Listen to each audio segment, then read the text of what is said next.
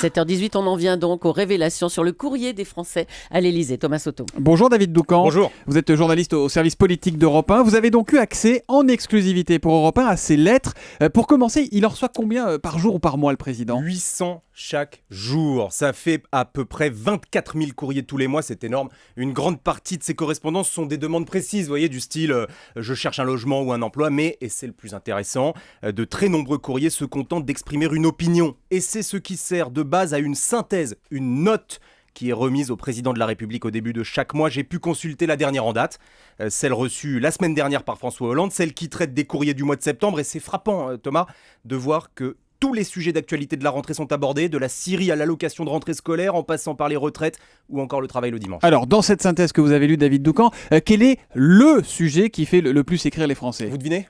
Les impôts peut-être ? La fiscalité, Ouais. Vous avez entièrement raison. Je vais vous lire l'extrait, c'est aussi simple. Avec près de 900 courriers. Et alors là, la note précise, 900 courriers provoqués par la réception des avis d'imposition. Je cite, « De nombreux témoignages relaient un sentiment d'incompréhension face à l'augmentation de l'impôt sur le revenu. » Et un peu plus loin, on peut lire que les correspondants, donc dans la note, les correspondants sont les gens qui écrivent au président, d'accord ?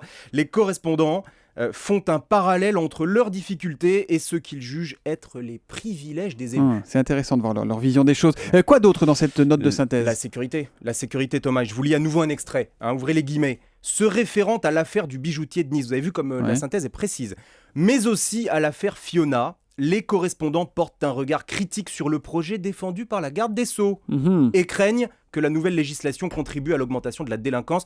François Hollande est prévenu. Le travail du dimanche était un gros sujet le mois dernier. Il y a eu des courriers, j'imagine ? Oui, de très nombreux courriers et les gens disent en majorité qu'ils y sont favorables. Et ils expliquent au président que c'est un très bon moyen pour booster le pouvoir d'achat. Mois de septembre, on a aussi beaucoup parlé évidemment de la polémique des Roms, la polémique entre Manuel Valls et Cécile Duflot.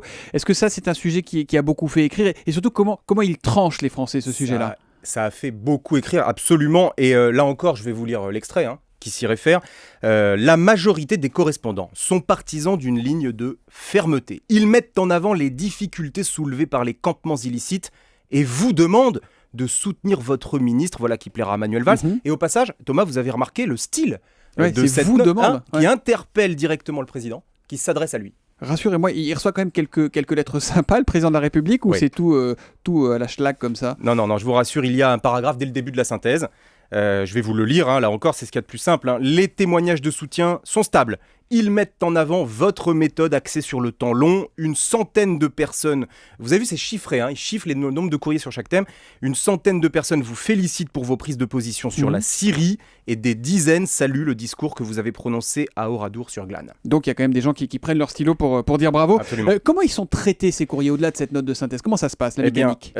C'est l'un des plus gros services de la présidence. 86 personnes à temps plein qui trient, analysent, transmettent, répondent aux courriers. Leurs bureaux sont quai de Branly, juste à côté de l'Alma. Sachez que tous les courriers, sans exception, sont enregistrés. Ça veut dire qu'on garde une trace de toute correspondance avec le président de la République.